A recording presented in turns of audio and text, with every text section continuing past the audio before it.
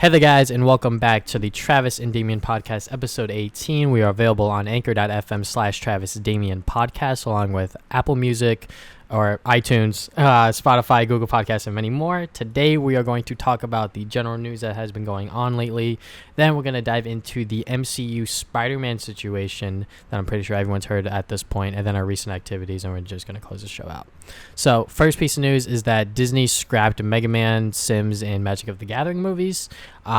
This happened a while ago, but yeah, I mean, like, we didn't even know that these movies were in the making, but since they acquired 20th Century Fox, or Fox in general, they were just like, all right, we're just going to get rid of these. Yeah, like, to be honest, like, what are you going to do with a Sims movie? You know? Like, I don't know why that's even a thing. Like, Magic the Gathering, I guess you could do lore-wise. And, like, Mega Man is just, like, you know, you're just going to kill 8 Robot Masters and that's it. So, I don't really see it as a big loss, and I see a lot of others, you know, people's reactions, and they're not, you know, they're just like, whatever. You know, probably for the best. Video game movies haven't had a good track record ever, I would say. No. I mean, like, Detective Pikachu was okay, but, you know, no video game tie-in movie has yet to been like, yo, you have to watch this sort of thing, as for, like, moviegoers and video game lovers sort of thing. Yeah, and I guess that just goes into, like, you know, video game plots are usually a lot more straightforward than any, like, movie or book or whatever, so it's kind of hard to, like, adapt them to, like, to a movie, so that most of the time just kind of just end up, like, failing because they're just not that interesting. Yeah. Disney just being like, whatever, fuck this. Yeah, and Disney, yeah, Disney's just like, yeah, screw this dude. This ain't worth our time. Yeah. All right, so we got more Twitch is messing up again because that's what it would like to do. So ever since, like, Ninja left from Mixer, his channel is still, like, accessible. And, like, it, like, says, like, oh, this streamer isn't here anymore. Here's some other streamers. So they're basically, like, promoting, like, other streamers. But then, like, one of these streams, like, in his, like, sort of, like, channel was showing porn. So, yeah, that led to a whole thing. And, like, Ninja got real upset. Which is, like, it's like, I don't know, like, they're basically just using his thing for free advertising. And then, like, they don't monitor it. So, like, someone with, like, porn just puts it up there. So, it just looks really bad for them, you know? Yeah, I was in the city when this news dropped, and I saw, like, Ninja's, like, Twitter video that he made. He's like, look, I have no control over this. This is all Twitch is doing. And I'm just like, Twitch, you really, like, management-wise, like, they've never been good. Like, they have no idea what they're doing. Yeah. And, like, this happening to Ninja's channel obviously sucks. And they were using this as a way to, like, promote, like, other streamers, which, you know, is a good idea and concept, but, like, they don't monitor any of, like, any channels. I feel like, you know, when it comes to, like, obviously, like, porn and, like, e-girls and all this other crap, I mean, that just shouldn't have happened, honestly. Like, just IP ban that account or whatever, you know, because, like, obviously they had the intent of doing something malicious / against terms of services in that way, and the fact that it was on the site for, I don't even know how long, but it was on the site for a while, and the fact that, you know, people were going to Ninja's channel to check him out because they didn't know that he moved to Mixer, then they just see that, especially for, like, kids and parents, they must have been like, what the fuck sort of thing. Yeah, and like, it's just like, I don't know how they messed up so hard there. Yeah, like, if they wanted to do that with his channel, I mean, like, they have to talk to Ninja about it because it's still his channel, you know? But, like, it is Twitch's website, but at the same time, they didn't have to do that, you know? They were just like, oh, you left for Mixer? Well, we're just going to do this. It seemed, like, very slimy by Twitch, but it could have just been them being like, we're just going to test this out sort of thing. But I feel like that they're not that naive about it, you know? Yeah, no, I definitely felt like they just did it so, you know, people that go on Ninja's page is like, oh, well, he's not here anymore. We can check out these other people. So it kind of seems very, like, sleazy. But then, like, they, you know, someone just starts streaming porn. So now it just looks really bad on Ninja now. Because, like, why is this here? So, yeah. So basically, Twitch is messed up real bad. Pretty much. Okay, so in other big news, I had no idea that they didn't even have Insomniac under their belt. But Sony bought Insomniac Games, and now they are part of the worldwide studios for Sony Interactive Entertainment. So that is very cool. Yeah. Especially after the success of Spider-Man PS4, they were like, all right, these guys make some good-ass games, so let's make sure that they make games for only our console now. So a Sunset Overdrive 2, probably not going to happen. But you know what? We're going to get a bunch of other great games by them. Hopefully a Spider-Man sequel within the next 5 years, I hope. But yeah, Insomniac Games they're definitely one of my favorite developers when it comes to like PlayStation exclusive devs, I would say. Oh yeah, me too. Like I love Insomniac. I love Ratchet and Clank because like one of my best gaming like memories is with Ratchet and Clank, and I've always been surprised that Insomniac never went with Sony sooner like this. I guess like I know they want to be independent, and as they were an independent studio, they did Sunset Overdrive and some like VR games and stuff, and that was cool that they were able to like branch out and like do some other things. But I guess they finally just like, okay, let's just officially be with Sony, since most of their games are already on like PlayStation exclusive anyway, like Spyro, Ratchet, Resistance, and now Spider-Man. So it only makes sense that they finally get bought out. I've always wondered for so long, like why didn't Sony join when like Naughty Dog or Sucker Punch did? But I guess it just wants to be independent for a little bit. But it's good to see them like finally with Sony now, since they were basically together anyway, but now they're officially together. So there you go. It just seemed like every single time Insomniac Games did something outside of like PlayStation and Sony in general, the games were kind of mixed. I mean, like Sunset Overdrive, there's like a small, tight-knit community for that, I believe. People that really did enjoy that game. I still have yet to play, but it always looked super dope and really fun.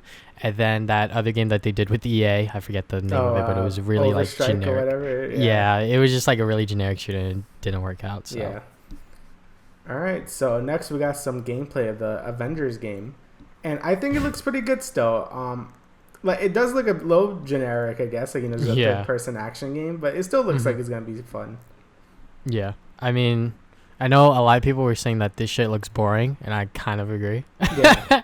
Because when I was watching it, I was just like, all right, this is a third-person action game with the Marvel characters, and they're doing their thing, but like nothing really like strikes me as like this is exciting and this is gonna be fun. Yeah, especially with how long we waited. Like, you kind of expected something more. But I don't know. I think it'll be all right. Like, I don't think it's going to be, like, buy at $60 or whatever. It's probably going to be, like, wait for a sale or something. Yeah. But I still think it looks all right. Like, it'll probably be fun for a little bit just to, like, play as the superheroes or whatever. But, yeah, in the end, it does still look like just a third-person action game. And it's not really much really to say, which is a little sad. With an IP as big as the Avengers, you would expect it to be like mind-blowing. Yeah, I mean, like you said, it just looked very generic, and like I think they tried their best with what they had or like what they were trying to go for, but I mean, we won't know exactly until the game actually comes out. And they did adjust the character models a bit, I noticed. Yeah. They don't look like complete ripoffs of the MCU. They kind of have like their own distinct sort of like look now, which is good. But people will always now connect the MCU to other things just because that's how most people got into these characters, I would say. Yeah. But I think now the game does look a lot better in terms of like the character models. I haven't seen it like side by side exactly, but I can like just tell with my own eyes that it looks better. Yeah, I agree with that. Because, well, I just don't know why they went so closely with, like... It's like they wanted to be the MCU designs, but not at the same time. So it led to this weird, like, they're like bootlegs and stuff like the actual... I think they should have went more with, like, a comic design or something. Like, maybe look more like their comic book counterparts, just so the comparison isn't as, like, apparent. Jarring. But, yeah. But, I still think it looks, like, graphically it looks pretty good. But I guess we're just going to wait and see until the game comes out. Yeah. Okay, so they just announced a bunch of Disney Plus things, so I'm just going to name them off here. So they're all TV shows for Disney Plus. So we got She-Hulk, Moon Knight, and Ms. Marvel. Out of all of them, I'm excited for, if I had to like rank them 1 to 3, 1 being my most excited, 3 being my least. First one is Ms. Marvel, just because I actually read her first run of of her comic, and I thought that it was pretty good. And then second would be Moon Knight, just because he was in like other Spider-Man stories and like the Ultimate Spider-Man and stuff like that. And then She-Hulk.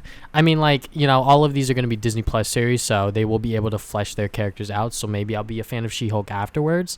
So I think the reason why they're doing it is, like I said, just to like flesh these characters out a lot more than they would do in like a movie. Because I think they might have noticed with like what's it called, Captain Marvel, that they weren't able to do as much as they wanted with that character just because it was a movie, so they didn't have as much time to like flesh your character out. Yeah, and I think the movie format can actually be better for like an introduction to heroes, because again, you have more episodes to do things and you can really like explore their character and things like that.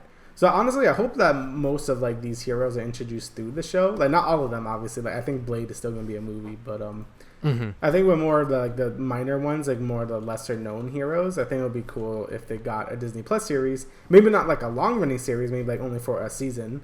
And I think that would be a good way to establish their character. You know, the only like hard part is gonna be watching all these shows. Like I was talking to you before.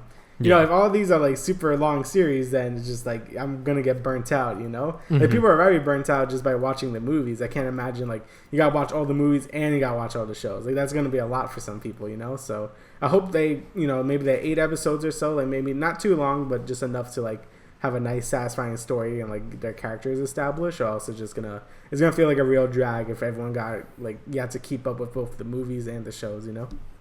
Yeah. This is definitely going to be part of the next phase. They didn't exactly say.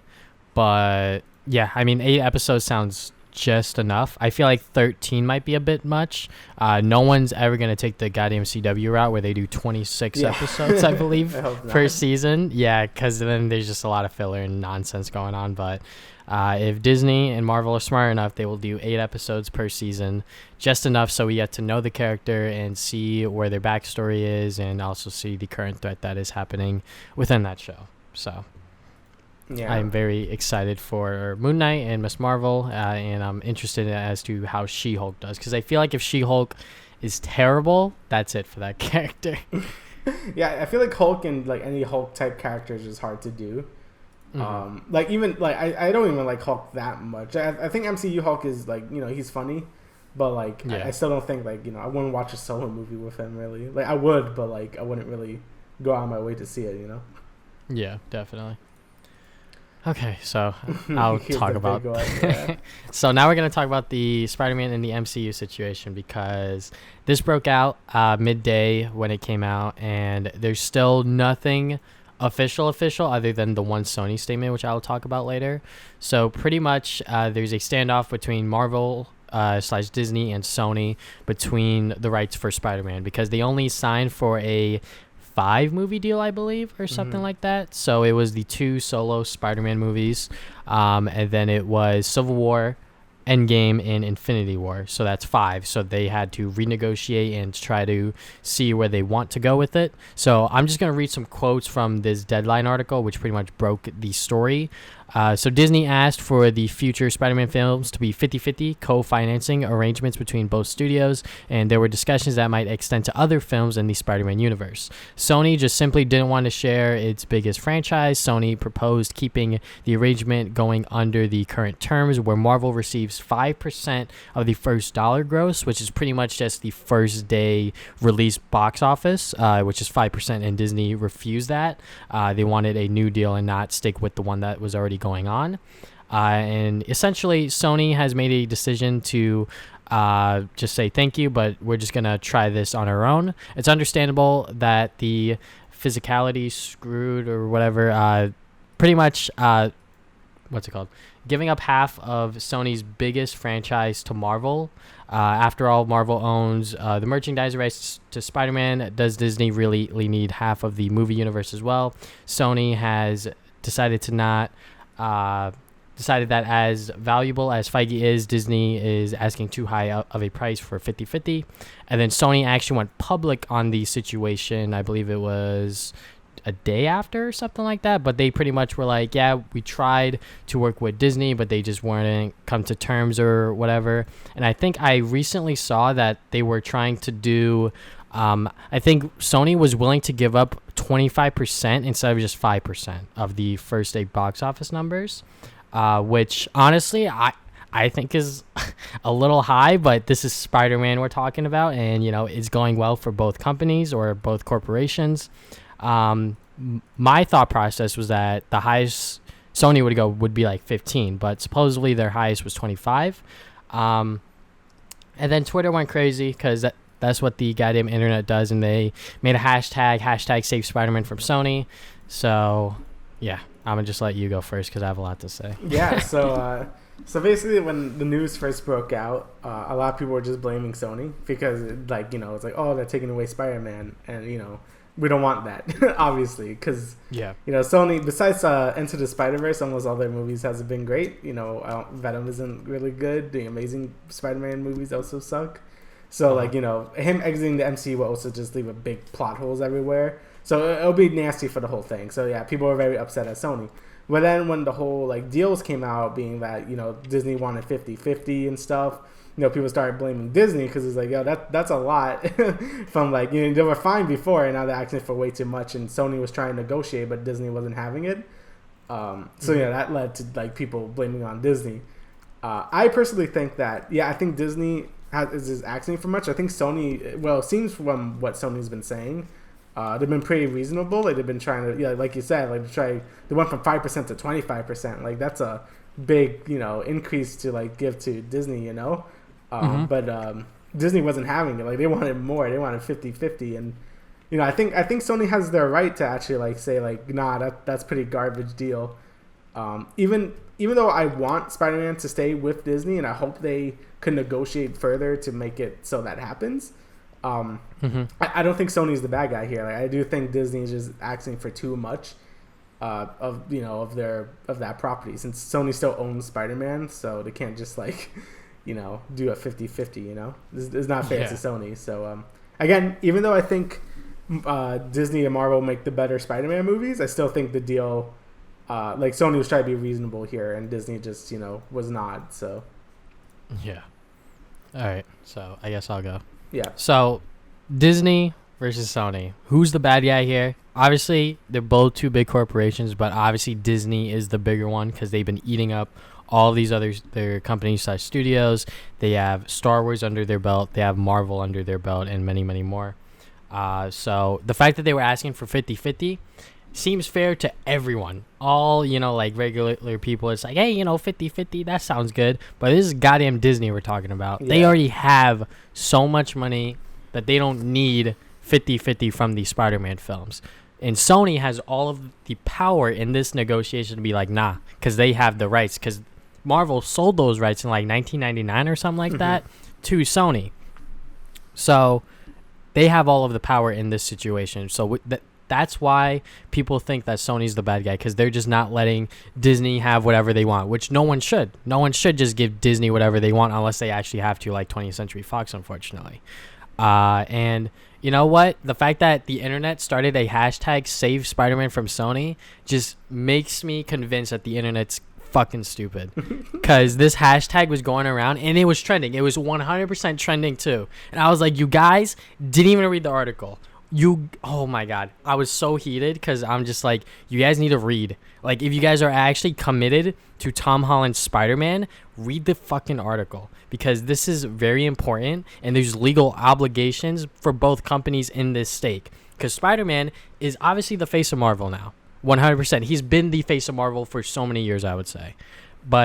And the fact that Kevin Feige has set up Spider-Man to be the next Tony Stark in a way, the next face for this MCU. And he's the most familiar face going forward into Phase 4, Phase 5, Phase 6, etc.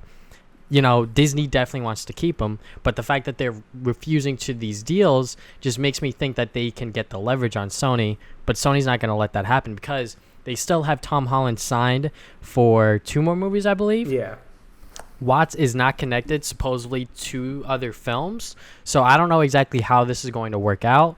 Obviously, Tom Holland is still going to do those movies, I hope, because the thing with this MCU version of Spider-Man, he's very, very different from any iteration of the character we've had so far. And I don't have a problem with that, honestly, because, you know, like, we need different versions of Spider-Man. We need, you know, like Miles Morales and different versions of Peter Parker, etc. Because when you do the same story over and over again, it does get tiring. It does get, you know, boring. Yeah. So, you know, they went into this MCU with Spider-Man, throwing him into Civil War and trying to make these solo movies, trying to make him fit in here. And I think they did a pretty decent job. You know, like, obviously, if Marvel had Spider-Man from the start, they would have done the original Peter Parker story with Gwen Stacy, Mary Jane Watson, Harry Osborn, etc.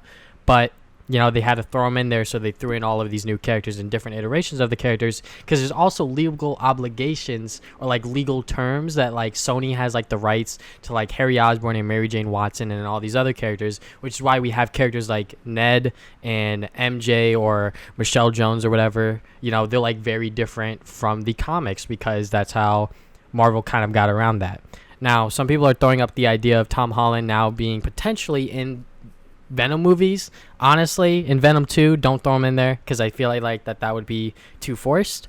And then, you know, with the with the twist at the end of Far From Home, like, Marvel could easily just be like, oh, Peter Parker went missing after his identity went public, you know? So, like, they have a way to get out of it, but obviously I think Disney doesn't want to, in a way, because they set Spider-Man up, especially with his entire journey within the MCU, as being like this, you know, prodigy, or like this, as Tony Stark being his mentor, and then when Tony Stark left, he left everything for Peter Parker, which is what Far From Home was about.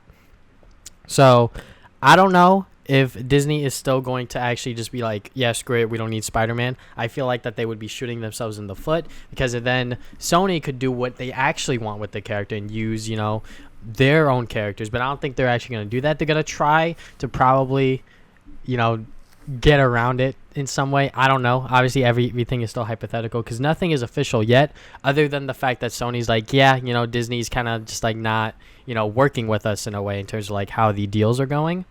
And yeah, I mean, like, there's obviously so much here to say, because we're both big Spider-Man fans, and, you know, this is a lot of legal stuff going on here, but I think that's about it, what I have to say. But everyone that's pointing the finger at Sony, they just need to stop, because Sony is not the bad guy here. Obviously, they're two big corporations, and one of them has Spider-Man and the other one doesn't. Just because Sony's saying no to Disney, the goddamn almost monopoly at this point within the entertainment industry, you gotta like read the article and like think to yourself exactly business wise what's going on here. Yeah, like there's just so many like technicalities and stuff. Like, obviously, I think you feel the same way that you like, we want Spider-Man in the MCU, but the way Disney is like handling all these negotiations is just like really like not fair at all. So again, I really hope they work something out, you know, with Sony getting the better deal here, because, you know, it's still there, right? Like, they still have that character. So, yeah, again, because I really don't want him to get ripped out of the MCU, just because so much Disney like probably purposely made him so important, so like, you know, they wouldn't take him away, because, you know, he's like he's probably the next Tony Stark if the MCU keeps going. So yeah, again, hopefully they work something out, because I mean, it's just bad for everyone, honestly, if Spider-Man gets ripped out of the MCU. Because, you know, Sony's going to get a lot of bad press and bad will, and probably no one's going to see well, people are going to see it, but like, it's going to get like, so like, here's my other point that I actually didn't make. So like, Sony, in the time that Tom Holland has been Spider-Man within the MCU, they were able to experiment with other Spider-Man movies. So Spider-Man Into the Spider-Verse, obviously box office wise, it didn't do as well as I think most people hope, but everyone that saw it was like, yeah, that's a great movie. I think it won like a Oscar or Golden Globes for like best animated picture or whatever. So like, that's good. And then Venom, obviously it's not that great of a movie, but it still made a shit ton of money. Yeah, it made way too much money, and I'm angry that it made that much money. So like, Sony, obviously, if they still make movies with Tom Holland or even the Spider-Man character in general, it's still gonna make money, like, no matter what. So like, Disney, obviously, they just need to suck it up and be like, all right, yeah, 25%, fuck it, whatever.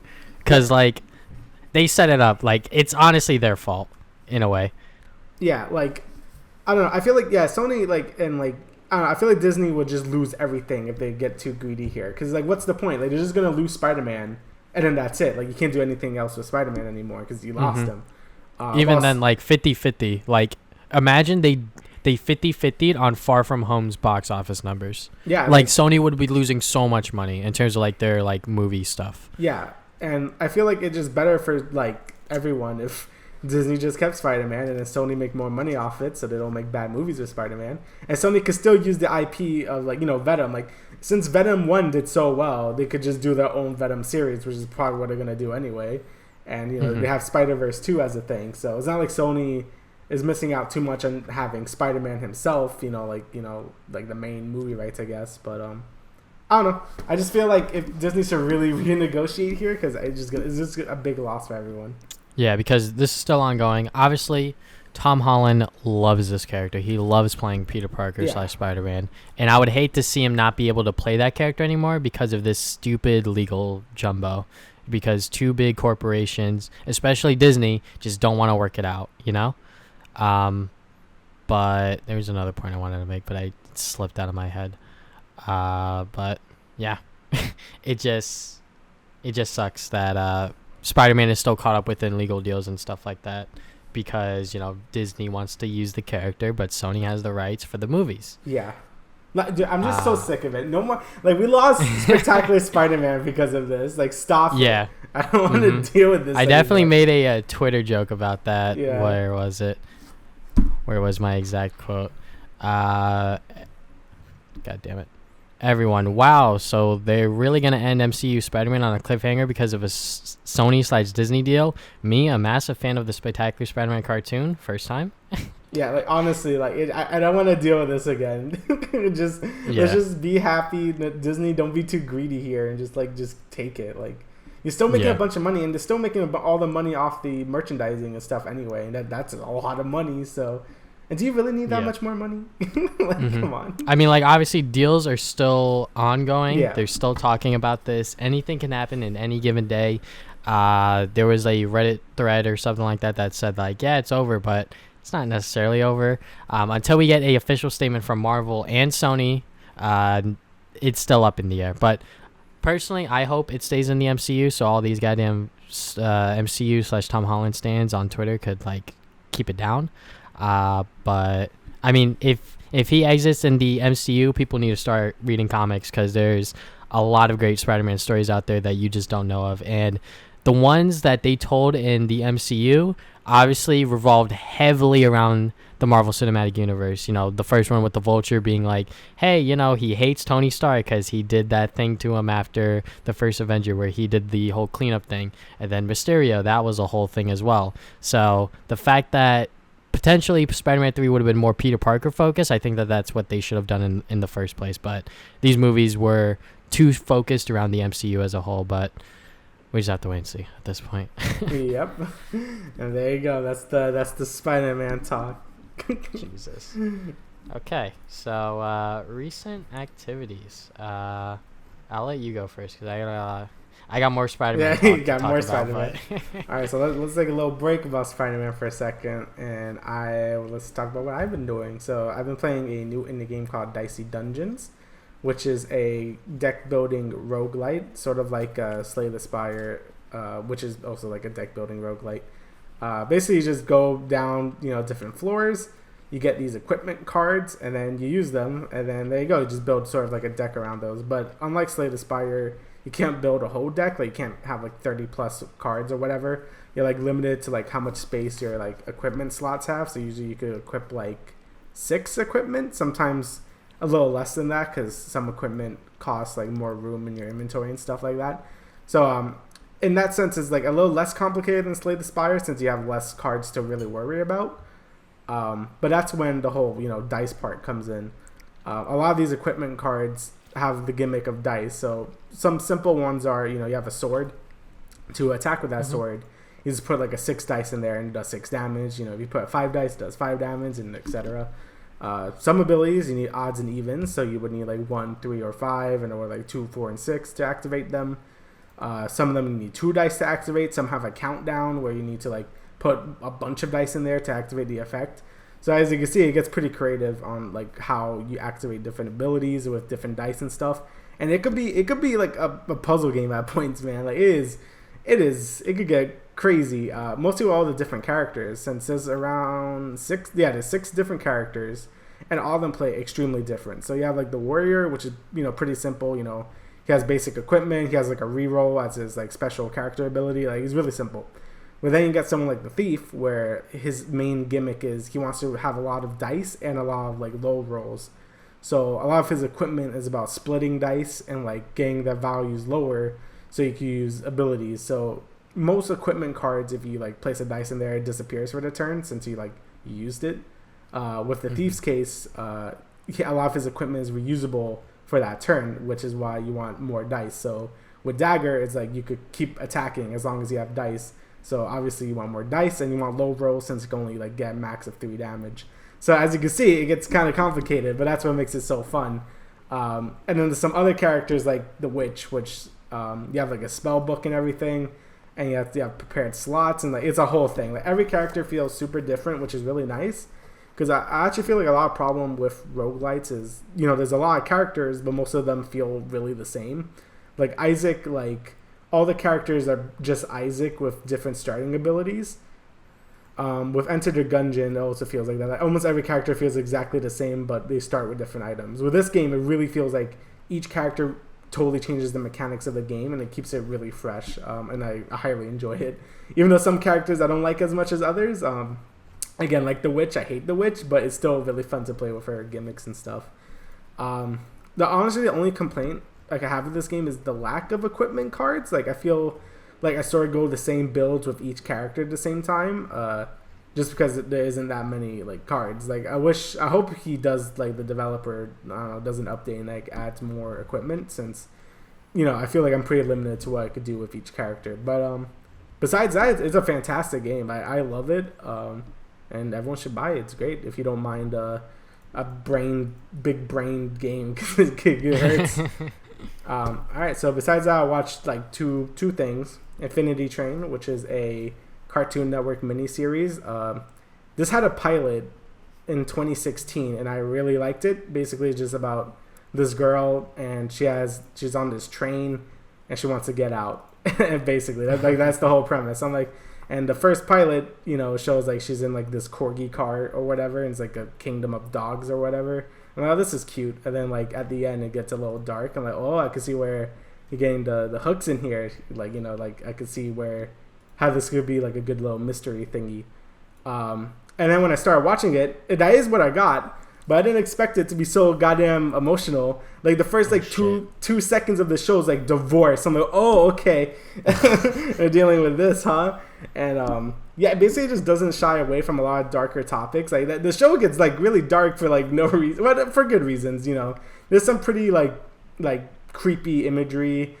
Topic with divorce and like all that emotional stuff. And, it sort of went for that more emotional route than that mystery route, which I thought I was going to get. So that was sort of a nice surprise. So, yeah, basically it's just this girl. She goes on a train, and then she has to go from train car to train car, which are, like, different worlds and stuff. So you see a lot of creative little worlds and stuff. And she has to find out how to get out and stuff. So that's basically the main premise. And, yeah, I thought it was fantastic. It's only a miniseries, so it's only, like, 10 episodes. Really short. Each episode's only, like, 10 minutes.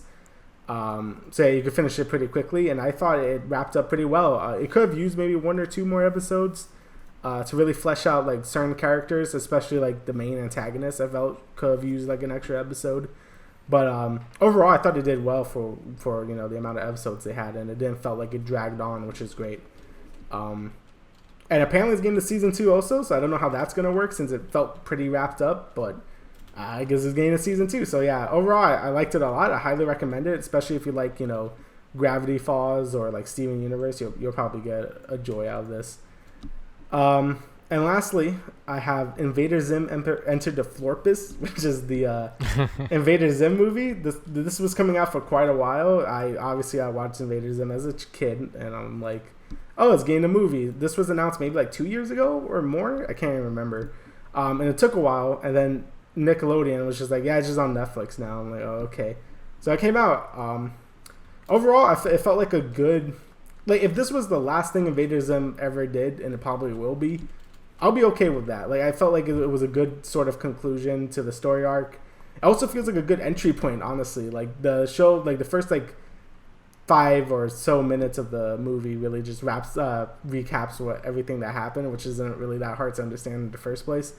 But yeah, basically it's just like it feels like a good finale of the show. You know, they ended certain things and all that stuff without spoiling too much. And you know, the animation was fantastic. It was a different art style from the original show, which was a little more like square and not as like clean, I guess. Like it's kind of hard to explain, but the animation in this is a lot more like rounded and stuff, and it feels a little cutesier, but like it works. It's very smooth. There's some really creative like Spider-Verse-y type things when certain stuff happens. Like it gets really trippy and weird, and I love it. And yeah, basically the animation was like way better than it should have been for a Netflix like movie.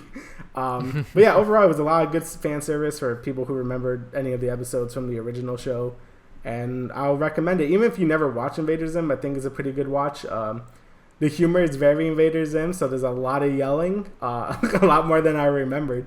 But yeah, overall it was a fantastic end, and you know, if we get more, that'll be great. But if it ends here, you know, I'm satisfied. I waited like 12 years to see the ending to this show.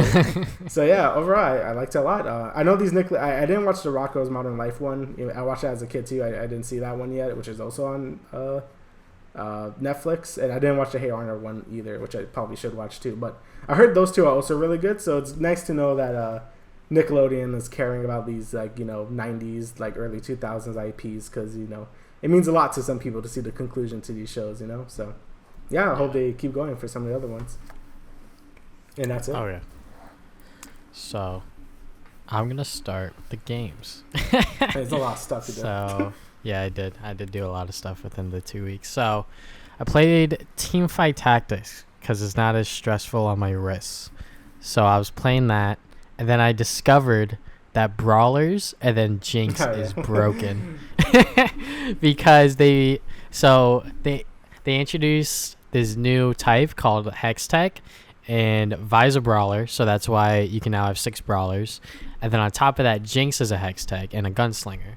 So what you do is you have all these beefy boys, and then you have one Jinx with items.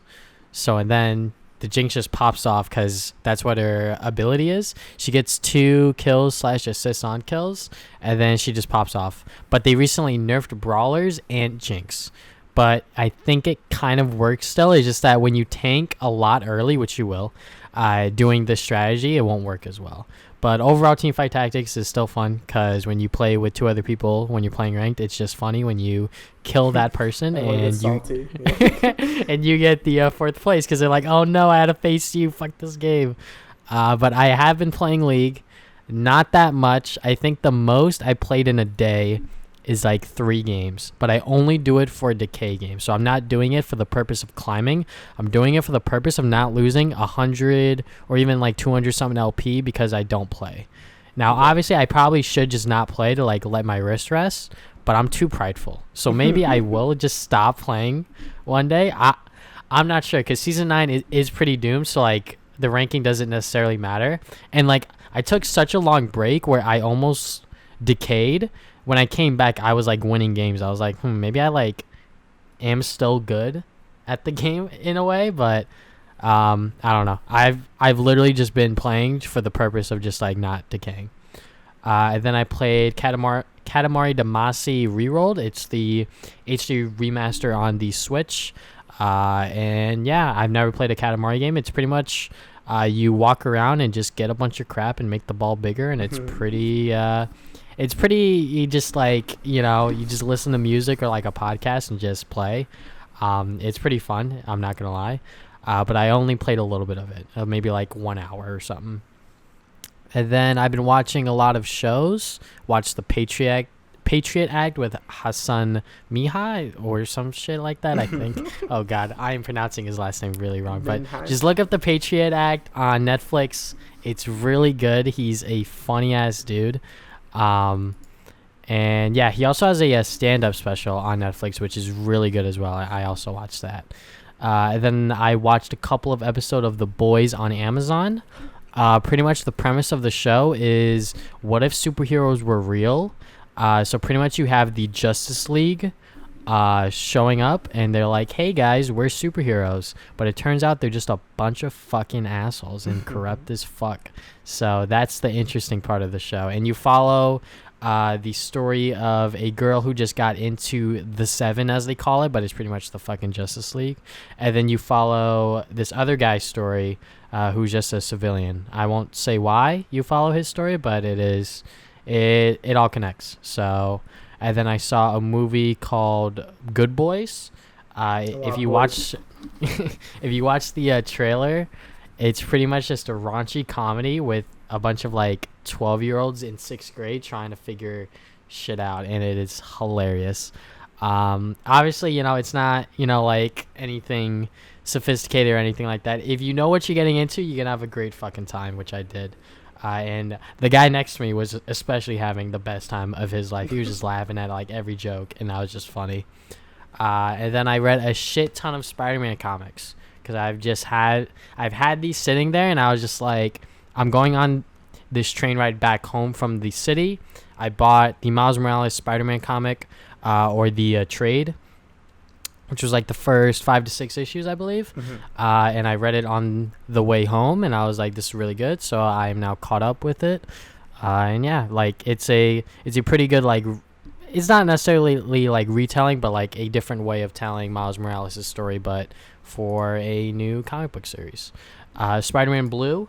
It's not just Spider-Man being in a blue costume the whole time. This is about how Peter Parker fell in love with Gwen Stacy, and this is a very interesting comic because there's no like major threat or like main villain. It's literally just about how Peter Parker got to first base with Gwen Stacy. That's pretty much what the entire comic leads up to, and he's monologuing the whole time because this is after the events of her dying. Yeah. That's not a spoiler because everyone fucking knows that. Yeah. But yeah, pretty much it's about like him like doing like these tapes, and he's kind of just like trying to like talk to her and like put these thoughts on record or whatever. But he is now with Mary Jane, and she knows about everything and whatnot. And it is a pretty good comic. So much so, I bought these single issues on eBay for the purpose of getting them graded because I love this comic so much.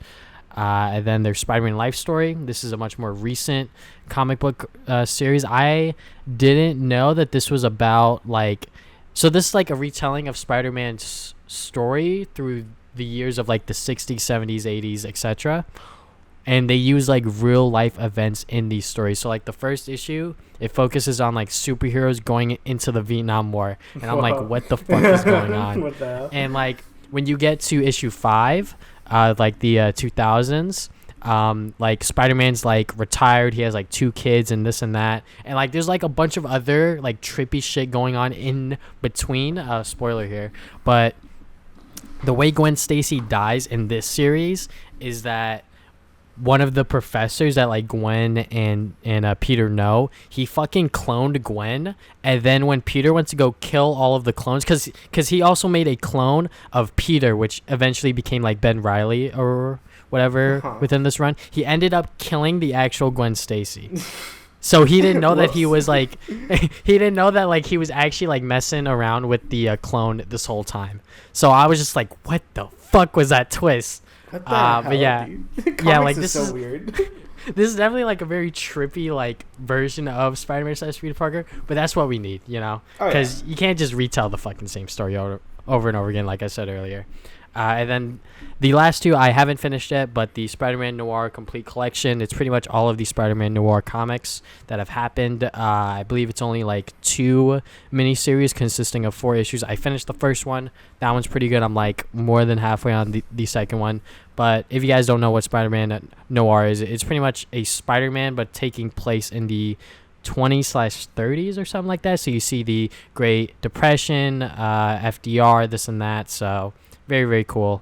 Then Teen Titans Raven. The reason I picked this up was because of the illustrator Gabriel Piccolo or something like that, I believe. Piccolo. Yeah, he is very well known on Twitter for drawing Teen Titans. So the fact that he actually got hired by DC to draw the Teen Titans was very cool.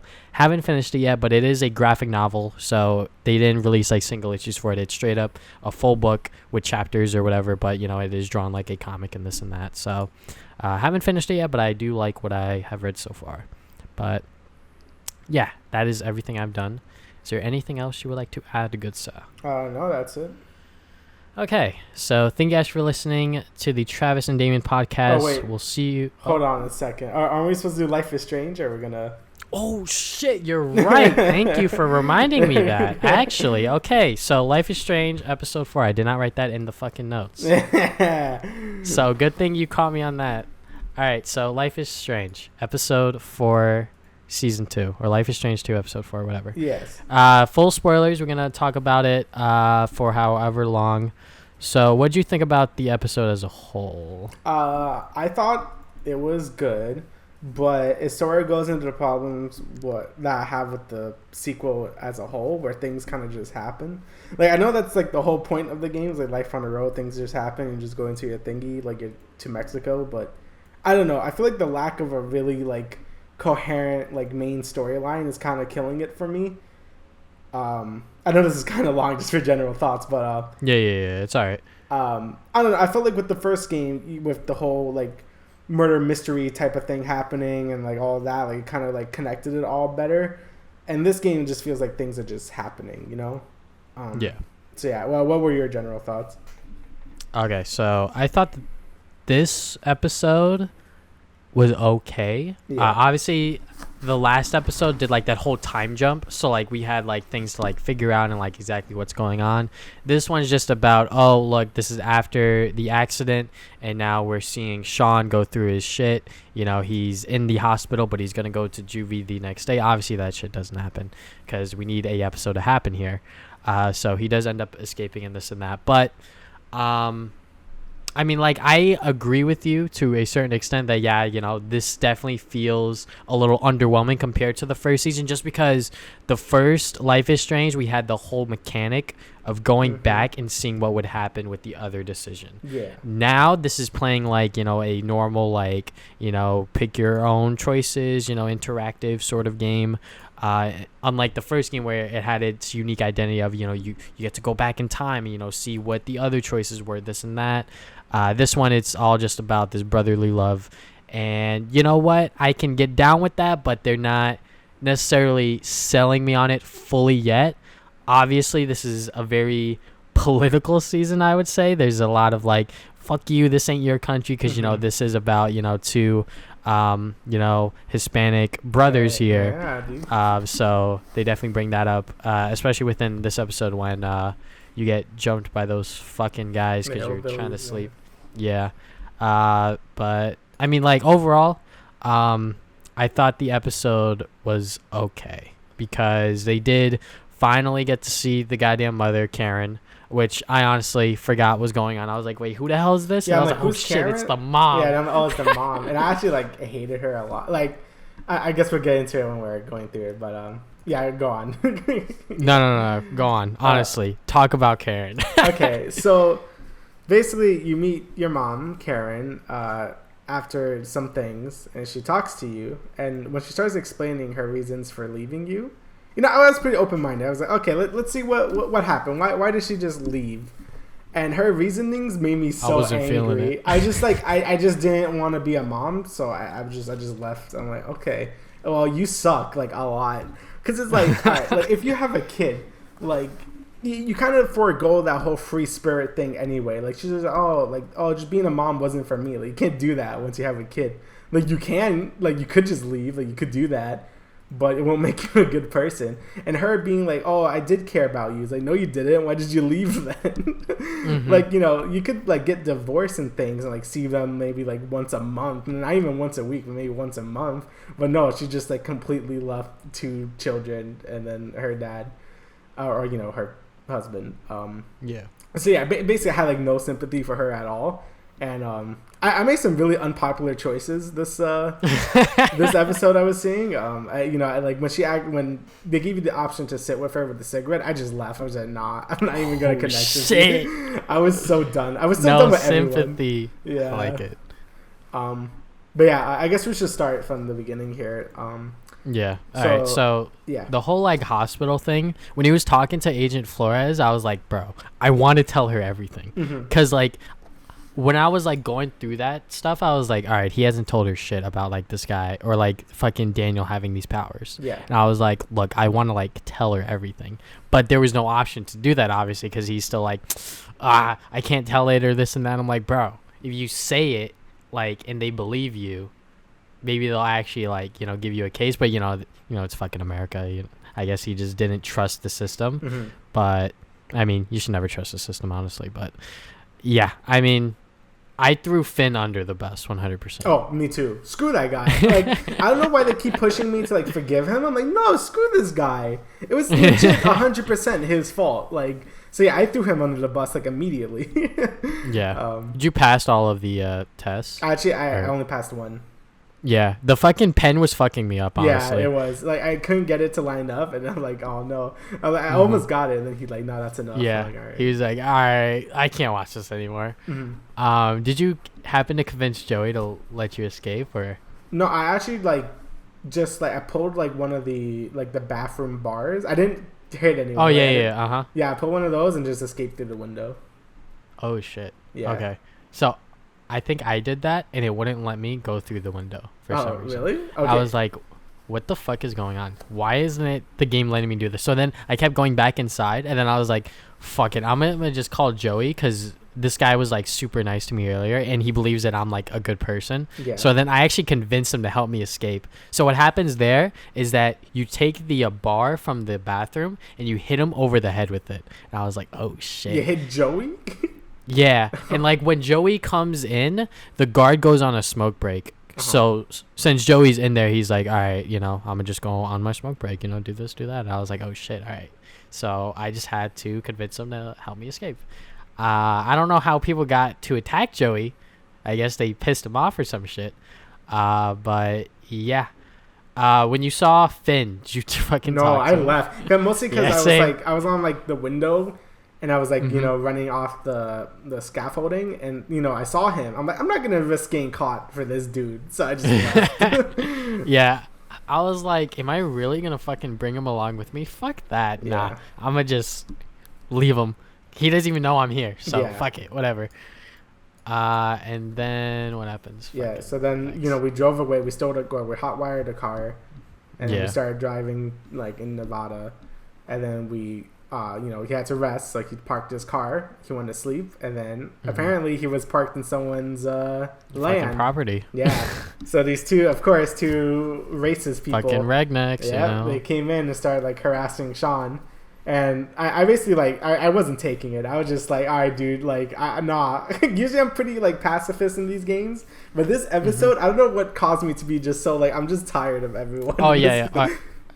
All right, so here's my thing. So since we're playing this season as it comes out, with the first game, we knew what we were doing because we like binge played it, right? Yes, yeah. So we knew what we were doing, what we wanted for our max to be.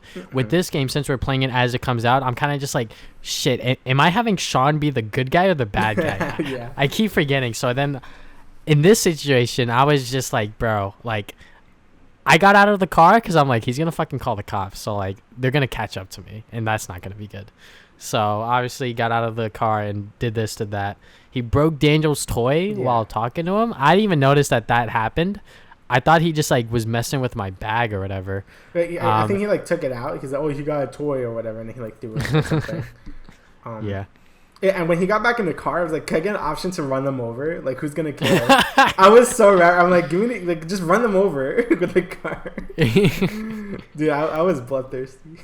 Oh, yeah. Yeah, definitely. also, like, they told you, like, to sing, like, humiliate yourself. Yeah, I was like, nah, but I got beat up for it, but I was like, whatever. Yeah, I mean, dude, I got beat up the whole episode. Like, I literally just got beat up the whole episode. Yeah, I mean, like, it helped later when, like, Daniel was like, oh, shit, wait, this is not right. Yeah. Which we'll get into that soon. You accepted the fucking truck driver, Yeah, right? I wasn't going to not do it. I was like, bro, we're going to die out here if we don't take this guy. Yeah. Because that was, what, an hour drive? Imagine walking. Like, that, nah. In the desert. Like, I'm not going to, I'm like, I'm going to die either way. Like, there's one chance I'll die 100%, which is walking through the desert. And then the other is like a 50-50 chance. I'll take it with the driver. And he was nice. Yeah. He gave you a sandwich or whatever. And then you just get to to Haven Point. Yeah. So with the next choice, I didn't give money to the church just because I didn't know that was an option. I didn't know that was even a choice. I mean, like, when I went upstairs, I didn't even know that was where I was supposed to go. So I was like, oh shit, there's all this stuff I was supposed to interact with downstairs, and I didn't do it. So watching the whole thing, no, I interacted with the one poster where it showed Daniel as Jesus. I was like, what the fuck? I did, because I was starting to get on, like, okay, I think Daniel's a god to them. So I'm like, uh-oh. Yeah, and then fucking Elizabeth was obviously like, look, the Lord as Savior has, like, shown us the way or some shit. And I was just like, what is actually going on here? Yeah. Like, what the fuck? And then that girl with, what was it, leukemia? Or no, pneumonia. Pneumonia, yeah. Yeah, I was like, wait, what the fuck? They're not giving her medical attention? So that was, like, really fucked up. And then when you get kicked out of the church and then that guy was just beating the shit out of you, yeah, I was just like, what the like, obviously, like, there was something messed up, and I felt it when Elizabeth just threw herself on the floor when, like, Sean, like, just shook her off. I was like, what the hell? So yeah, like, she was 100% bad guy from minute one when I saw her. Oh yeah, she's a crazy cult leader. So I'm just like, okay, I see where this is going. Yeah. So yeah, after you get kicked out, that's when when you see her, and that's like, all right, so legit, I looked up Life is Strange 2 Karen on my phone, and I was like, oh shit, that's the mom. Okay. And then I kept playing. Yeah, because I'm like, who's Karen again? I'm like, oh yeah, it's your mom. Yeah. So yeah, again, I already said my piece on her. I think she's bad. Like, I mean, overall, again, I did said I tried to let her open up to me. So I didn't completely cut her off just because I wanted to know what was happening. But overall, you tried. Overall, it says I tried, but I really, like, hate her. Okay. Yeah, I don't know how people were able to, like, just maliciously just cut her off or were hard on her. I have no idea how that happened. Yeah, like, I mean, like, I want to know at least everything. Like, I didn't stay outside with her. I didn't smoke a cigarette with her. I did that because I was like, is she gonna be the cool mom and let me smoke? And I don't remember. I think I refused to smoke in, like, one of the other episodes. So I was just like, fuck it, whatever. I did do that. Like, every time Sean wants to smoke, I'm like, don't smoke. I mean, I can kill someone. I don't mind doing that, but don't smoke. But yeah, basically, I think Karen is a horrible person. Just because, I don't know. But did you accept her help with the cleaning? I accept her help, because I'm just like, I'm not going to do it by myself. Just help me. Yeah. Again, I don't know. I feel like the whole free spirit thing is just kind of thrown out the window when you have a kid or two kids. And you just leave one of them when they're, like, not even, like, they can't remember you. So, I don't know. Yeah. I already said my thing on that. Was Nicholas aware or unaware? Which one was Nicholas? I think. What is that? Oh, is that the bodyguard guy? Yeah, I think so. Yeah. Yeah, it was. Yeah. I wasn't. He wasn't aware of me. Oh shit! He was definitely aware of me. So, did you get confronted when you were, or did you get caught? So when we were walking up to the church with Jacob, which is, like, your other friend from the previous episode when you're, like, drug dealers or whatever. I honestly forgot about him. I was like, who the hell is this? Yeah, he was that one kid. That's how it all connected together. I'm like, oh, I remember him. Yeah, he was that one. Like, if you talked to him, he talked about his religious family and stuff like that. Anyway, basically, I once we were going to the church, I went to the right side, and this lady was like, hey, why are you guys going this way? You can't come to the church after it closes. And I just let him do all the talking. And he said, oh, my dad left, like, his, like, jacket in the priest or, in her house, Lithbis house. And she was just like, okay. And then we went in. So. Okay. Yeah. I actually intervened, which is probably why. Yeah, I didn't do that. I just let him talk. Suspicious. So. Yeah. I was like, oh, fuck. I think I need to help him because, like, Jacob seemed like he was pretty shaky about it. But exploring the whole house, did you get into the other room within Daniel's room that was locked or whatever? I did not, no. Okay. Because, like, I think you could have used the fire extinguisher, but I'm not sure.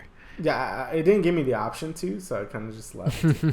Yeah, so I shared the money with Jacob because I felt bad for him. Yeah, he was a good guy. Yeah, because he's just like, I'm gay, and my parents were like, you gotta do this, and I was like, what the fuck is going on here? Yeah, Jacob was cool. He helped me, so I gave him my money. So you hid from Nicholas because he wasn't even aware of you. Yeah, I hid. Did you get caught by him? I got caught in the most dumb way possible. So, you know how you get you get into the room with the files, and then there's a closet in there. Yeah. So fucking Jacob was like hiding behind the fucking door. Yeah. So I thought when I was in the closet, I had to fucking help him hide. So I got out of the closet, and then Nicholas barges into the room, and I was like, fuck me, man. I chose the worst time to get out of the room. And then, you know, you get thrown into the church, and then all of this shit happens with Daniel, which honestly, I was like, by the end of the episode, we're probably going to take Daniel home. Like, there's no fucking way this kid's naive enough to just watch Sean get the shit kicked out of him again and be like, yeah, Elizabeth's right. Yeah. Yeah, I don't know. It just felt kind of pointless. Like, I don't know. I felt like this definitely could have been, like, maybe, like, a 2-episode. Like, it felt very rushed, like, where it's just, like, oh, Elizabeth manipulated Daniel and stuff like that. But then, like, just... But at the end, he's just like, okay, I'll come with you, Sean. It's like... Yeah. I don't know. I feel like that, again, that's my main problem with this series as a whole, or this season. It's just that you never get enough development with anyone to really care. Like, yeah. Like, you know, with Captain Sparkle, he's in an episode and then he's gone. The, what's her face? Cassidy. She's technically in 2 episodes, but it doesn't really count in the second one. She's mostly in episode 3. And then, like, that's it. Like, you don't really see her anymore. And then with episode 4, you know, you see Elizabeth and the cult, and then that's probably it, you know? Like, you never get enough time to get enough development for people where you just don't really care besides Daniel. And even Daniel could be a little shit and just like, come on, dude, just like, I'm obviously trying to help you here. Yeah, because like, since they're on the move and they're going to Mexico, it just feels like the developers are trying to just move things along. But like, when we had the first Life is Strange, it was like it all took place in Arcadia Bay. We knew who the characters were. We knew what was going on, this and that. With this one, everything's moving. So like, in the beginning of the episode, the stakes were high, where it's like, oh shit, you know, Sean is not with Daniel, you know, after the accident, this and that. And then by the end, you're kind of just like, oh, I mean, what else would have fucking happened, you know? Yeah. Like, yeah, so, obviously aren't going to kill Daniel yet. Yeah. You know, maybe in the final episode something might happen, but like this one's like, you know, he's probably still gonna live, you know. So yeah. So what'd you do with Elizabeth? Oh, I shot her. I said, oh shit, you're cold. I killed her, dude. Oh my god. So you as Sean fucking shot her. Yeah. So like So obviously, you know, you still do the whole scene where, you know, Daniel's like, you know, he knocks you, you know, with his powers. He's like, oh, stop it or whatever, and then, you know, you did that whole anime stuff where you're getting beaten up. You're like, I won't give up on you, Daniel. And then he just comes with you eventually. But when she's blocking your way, you know, it gives you like 2 choices and then gives you 2 choices. Like, I just shot her. Like, you know, one, I threatened her and then just shot her. I was like, nah. Oh, shit. Honestly, right, I feel like it was the right choice because I'm like... all that happened in my playthrough is that Daniel, like, used his powers on her. Yeah. So I guess that's what the second choice would have been if I actually just let him do it. But I was like, nah, just spare her, fuck it. Because I still got to teach this kid morals. It's just like, you know, for me, I just didn't want Daniel to use his powers anymore just because, like, he should be the one that uses it, not anyone else telling him to use them anymore. I felt like that's just kind of ironic of him, like, you know, she's telling him to use his powers to, like, all these people, and I'm like, oh, use this power to hurt her. I don't know. For me, I'm just like, I'm just going to shoot her. Like, she's, like, no good to be around, so I'm just going to murder her. So, yeah. Yeah. Makes sense. Like, hey, I'm learning from what Rick never did in Walking Dead. I killed them. All right, like there's no reason she should be alive. So yeah, that one had a 4%. That had a 4% chance. Yeah, so. That holy moly, you definitely went like AWOL. This episode. I was so tired. I don't know how they're gonna end this season, just because it's been all over the place overall. Yeah. Because, you know, they're always on the move. They did that time jump between episode 2 and 3. So, you know, like they were trying to like spice things up and make things interesting. But once things get interesting, it kind of just becomes new episode, new point one sort of thing, you know? Yeah. So. And yeah, it's just like the main, like, you know, the 2 main problems I have is what I said before. And it still goes to the point where I've been saying for the past few episodes and since this like whole thing started, is that I feel like the power really should have been for you and not Daniel, and it should have been something more subtle, like mind reading or something. Just because it really helps with the whole point and click genre that this thing is in anyway. Like obviously, time travel was an amazing mechanic, and like you said, it gave an identity to Life is Strange, where you're able to make a choice, rewind, and then see what would happen. With telekinesis, it's like such like a big thing. Like you can't hide that, and most of the time it's gonna be used. It's gonna be used for like the finale of an episode because it's such a big thing that happens. So yeah, I think it should have been a way subtler power, like mind reading, where you would have gotten cooler like dialogue choices and things like that. That would have been way more interesting. But I guess we get what we got. So there you go. Yeah. Hopefully they could actually end this season off with a bang, because it's just been whatever. Honestly, it's just been like, all right, it just feels like play it. Yeah, like I don't know. I just feel like I've been waiting for something really big to happen, and just like it's just like okay, hopefully it gets better in the next episode. I've literally been saying that every single episode. So yeah, it's just been kind of just whatever. Yeah, it's like they just build it up and then it's like and it's over. Yeah, that's basically how I feel. So hopefully they'll do something big for the finale, because that's gonna be huge. Yeah. Okay, so I think that's it, right? Yeah, now we're done. Yeah. Okay, so we will see you guys 2 weeks from now with episode 19. Hopefully the Spider-Man Sony shit is figured out. Yep. See ya.